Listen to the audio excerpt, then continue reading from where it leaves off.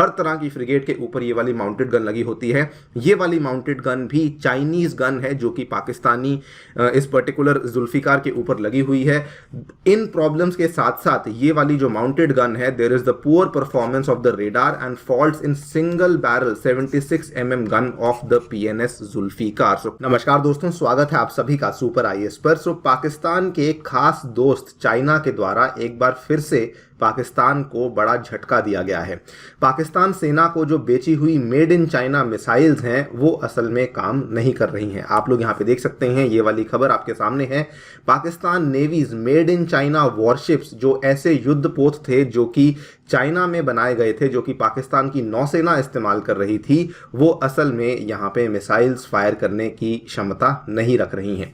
हम लोग इस वीडियो में बात करने वाले हैं कि what are the main reasons जिसके चलते ये सारी की सारी प्रॉब्लम्स यहाँ पे पाकिस्तान की नेवी को फेस करनी पड़ रही हैं। चलिए शुरू करते हैं दोस्तों मेरे साथ। मेरा नाम है अनिरुद्ध। यदि आप लोग इस लेक्चर की PDF को डाउनलोड करना चाहते हैं तो यहाँ पर दिए गए टेलीग्राम चैनल के माध्यम से कर सकते हैं। इसके अलावा अगर आपने अभी तक हमारे चैनल को ज्वाइन नहीं किया है तो please do that, so that आपको हमारी सभी वीडियो के नोटिफिकेशंस टाइम टू टाइम मिलते रहें। ऑल राइट, सो सबसे पहले आपको बता दें कि इसकी एक बैक स्टोरी है।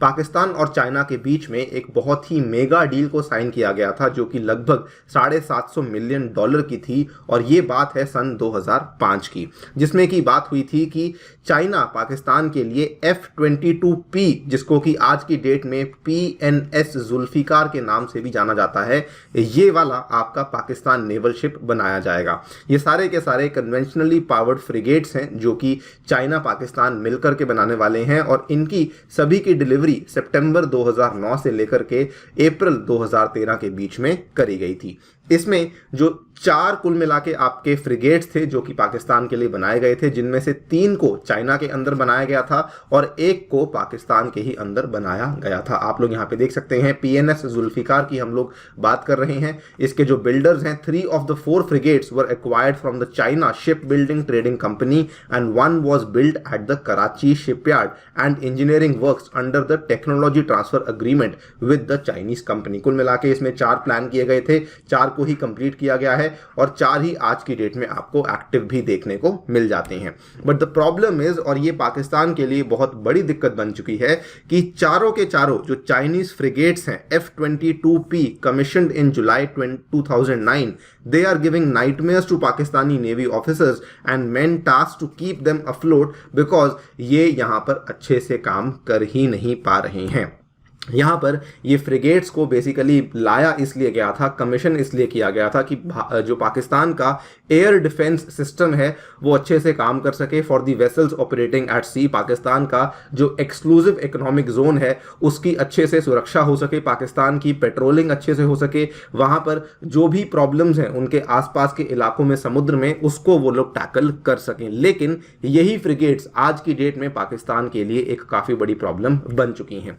पाकिस्तान इस चीज को लेकर काफी ज्यादा शॉक में है कि चाइना के द्वारा ऐसे हथियार उनको बेचे गए हैं जो कि सही से काम नहीं कर रहे हैं। Much to the dismay of Pakistani navy, the onboard imaging device of the missile system was reportedly found to be defective. यहां पर जो इमेजिंग डिवाइस है जो कि मिसाइल सिस्टम की है वो सही से काम नहीं कर रही है। जो सिस्टम है वो यहां पे अपने टारगेट को लॉक करने में नाकामयाब साबित हो रहा है, और यही तो इसका मेन काम होता है जिसके चलते वो अपने क्रिटिकल मिशन ऑब्जेक्टिव्स को अचीव नहीं कर पा रहा है। केवल इतना ही नहीं बल्कि इसमें और भी कई सारी प्रॉब्लम्स हमें देखने को मिल रही हैं। इस पर्टिकुलर मिसाइल सिस्टम में जो IR सेंसर्स यानी कि जो इंफ्रारेड सेंसर्स हमें देखने को मिलते हैं वो भी डिफेक्टिव पाए गए हैं, और साथ ही में SR-60 रेडार्स होते हैं जो कि इनकमिंग मिसाइल्स को डिटेक्ट करते हैं, वो भी सही से काम नहीं कर रहे हैं। 2 of the essential sensors on board used for air and surface search, दोनों के दोनों जो सेंसर्स हैं वो यहाँ पे डिफेक्टिव पाए गए हैं। The IR-17 sensors on the ship वह डिफेक्टिव, और उनको यहाँ पे डिस्कार्ड करना पड़ा था। इसके बाद अगर आप देखेंगे जो बहुत बड़ी प्रॉब्लम यहाँ पे देखने को मिली है, apart from the sensors and apart from the fact कि उनके जो लॉकिंग डिवाइसेस हैं वो काम नहीं कर रहे, जो मेन इंजन्स हैं उसमें भी हमें काफ़ी ज़्यादा फॉल्ट्स देखने को मिली हैं। 4 डीजल इंजन्स आपको यहाँ पे देखने को मिलते हैं जो कि इस फ्रिगेट को पावर करते हैं। A critical defect in them has been the low engine speed due to the high exhaust temperatures, और ये जो लो इंजन स्पीड है, इसके चलते आपको हाई डिग्री ऑफ डिग्रेडेशन देखने को मिली है, जिसके चलते ओवरऑल जो इंजन है वो ज़्यादा तेजी से काम नहीं कर पा रहे, अपनी हाईएस्ट पोटेंशियल पे काम नहीं कर पा रहे हैं। Lube oil degradation and deterioration of vibration isolators और some other faults in the engines, ये सारी की सारी प्रॉब्लम्स आपको यहां पर देखने को मिल रही हैं। एंड फाइनली जो माउंटेड गन होती है, जो कि आपको किसी भी फ्रिगेट के ऊपर देखने को मिलती है, इस तरीके से लगी होती है, आपने कई बार नोटिस किया होगा, हर तरह की फ्रिगेट के ऊपर ये वाली माउंटेड गन लगी होती है। ये वाली माउंटेड गन भी चाइनीज गन है, जो कि पाकिस्तानी इस पर्टिकुलर जुल्फिकार के ऊपर लगी हुई है। इन प्रॉब्लम्स के साथ साथ ये वाली जो माउंटेड गन है, there is the poor performance of the radar and faults in single barrel 76 mm gun of the PNS Zulfiqar. So कुल मिला के आपको ऑलमोस्ट 4 तरह की मेजर दिक्कतें देखने को मिल रही हैं इस पर्टिकुलर PNS जुल्फिकार में, जो कि चाइना के द्वारा यहां पे पाकिस्तान को बेची गई थी। आपको याद करवा दें कि ये कोई पहली बार नहीं हुआ है कि चाइनीज मेड डिफेंस इक्विपमेंट जो है वो यहां पे प्रॉब्लम्स फेस कर रही हो, जो कि पाकिस्तान को बेची गई हो। इसके पहले फरवरी महीने की बात है, तब भी एक खबर सामने आई थी कि पाकिस्तानी आर्मी ने यहां पे रिपोर्ट किया था कि उनका जो VT4 मेन बैटल टैंक है और जो उनकी 203 mm की हैवी आर्टिलरी गन है, उसमें भी काफी सारी दिक्कतें देखने को मिल रही थी। आप लोग यहां पे देख सकते हैं, इकोनॉमिक टाइम्स ने भी इसको कवर किया था।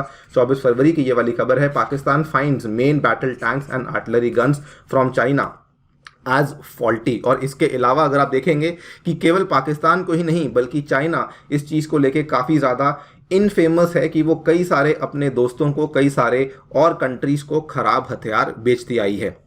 फॉर एग्जाम्पल जो रॉयल जॉर्डेनियन एयरफोर्स है, उनके द्वारा भी यहाँ पे चाइना से अनमैन्ड कॉम्बैट एरियल व्हीकल्स को खरीदा गया था, जो कि बाद में मालूम पड़ा था कि ये वाले जो UCAVs हैं वो सही से काम नहीं कर रहे, और उन लोगों ने मजबूरन इस पर्टिकुलर चीज़ को किसी और कंट्री को बेचा बिकॉज वो उनके लिए सही से काम नहीं कर रहे थे। बल्कि ये वाली एक बहुत बड़ी न्यूज़ सामने आई थी कि कई सारी ऐसी कई सारी ऐसी चाइना की फ्रेंडली कंट्रीज हैं जिनको की फॉल्टी इक्विपमेंट चाइना के द्वारा बेचा जा रहा है। बल्कि आप देखेंगे भारत का एक और यहाँ पे पड़ोसी देश है, दैट बांग्लादेश, जिसको कि अगेन चाइना के द्वारा यहां पे फॉल्टी वेपन्स बेचे गए थे। पिछले साल नवंबर 2021 की ये वाली खबर है। Chinese arms to Dhaka fail quality and longevity test, यहां पर आप लोग देख सकते हैं। Another example is the Bangladesh air force, जिसने की 23 Nanchang PT6 basic trainer aircraft खरीदे थे चाइना की national arrow technology import and export corporation से, जो कि बाद में डिफेक्टिव पाए गए थे। So yes, we can say कि ओवरऑल यहाँ पे चाइना की जो डिफेंस एक्सपोर्ट की इंडस्ट्री है वो अभी डेवलपिंग स्टेज में है और कई सारे देशों को ये खराब हथियार बेचती आई है। आपकी क्या राय है, आपकी क्या टिप्पणी है इस पर्टिकुलर डेवलपमेंट के ऊपर, डेफिनेटली हमें बताइएगा। लेकिन वन थिंग यहाँ पे क्लियर है कि चाइना अक्सर इस चीज़ का गलत इस्तेमाल अपने दोस्तों के साथ ही करती आई है, जिसमें कि सबसे ज़्यादा जो नुकसान है वो पाकिस्तान को ही झेलना पड़ता है। इसी के साथ आपसे लेता हूं विदा। जाने से पहले बताना चाहूँगा दोस्तों कि हमारी जो ज्योग्राफी की NCERT सीरीज़ है, इसमें जाकर के डेफिनेटली एनरोल कीजिए। इसका जो अगला लेक्चर है वो होने वाला है 22 जुलाई को दोपहर 1 बजे। इसका लिंक आपको नीचे डिस्क्रिप्शन में दे दिया जाएगा। इसके अलावा अगर आप लोग अपने घर बैठकर UPSC तैयारी को शुरू करना चाहते हैं तो आप लोग ऐसा कर सकते हैं using a single subscription from text book, जिसके माध्यम से आप लोग अपनी तैयारी को शुरू कर सकते हैं। और इसमें आपको मेरे द्वारा ज्योग्राफी लेक्चर्स, सोनप्रिया मैम के द्वारा history lectures, Rahul Sharma sir के द्वारा इकोनॉमी लेक्चर्स अवेलेबल करवाए जाएंगे, and that too in only 30,000 rupees per annum. और हाँ, इसमें आप लोग मेरा कोड यूज करना बिल्कुल ना भूलें, तभी जाकर के आपको डिस्काउंट्स मिलेंगे। A2 सर कोड इस्तेमाल करते हुए आप लोग यहाँ पे 20% के डिस्काउंट्स भी अवेलेबल करवा सकते हैं। Thank you so much for listening, stay tuned and